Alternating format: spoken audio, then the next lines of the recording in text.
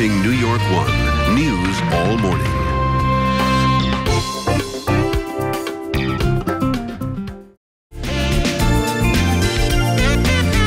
This is the New York Living Health Report.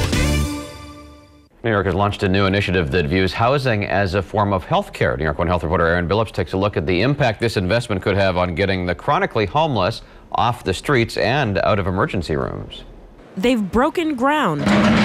And 2 summers from now, 154 housing units will be available here on the Bronx's Boston Road for some of New York's neediest. What the state's done, which I think is incredibly innovative, and they've said, we believe that when you give somebody a stable home with supports that are on site, that in fact it will produce greater savings. The state has set aside $47 million for 12 new buildings to permanently house 5,000 homeless or high-needs New Yorkers. 7 will be built in the city. The money comes from the $4 billion saved last year through changes made by the Medicaid Redesign team. We've become big believers that if we can make strategic investments in housing and really target it at Medicaid members who otherwise would be in far more expensive settings, that we save money for taxpayers. Supportive housing developer Common Ground, headed by Brenda Rosen, is building this residence. She says each tenant will be surrounded with support to help them get the medical attention they need on a regular basis. We're talking about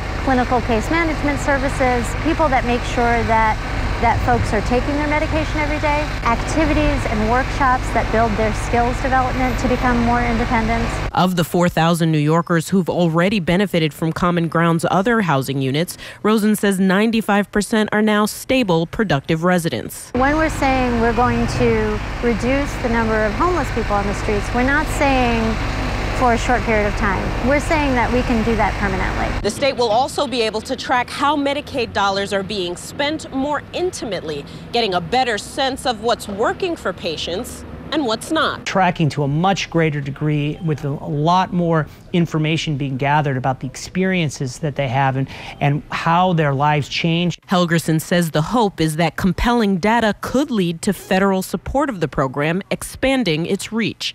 In the Bronx, Aaron Billups, New York 1.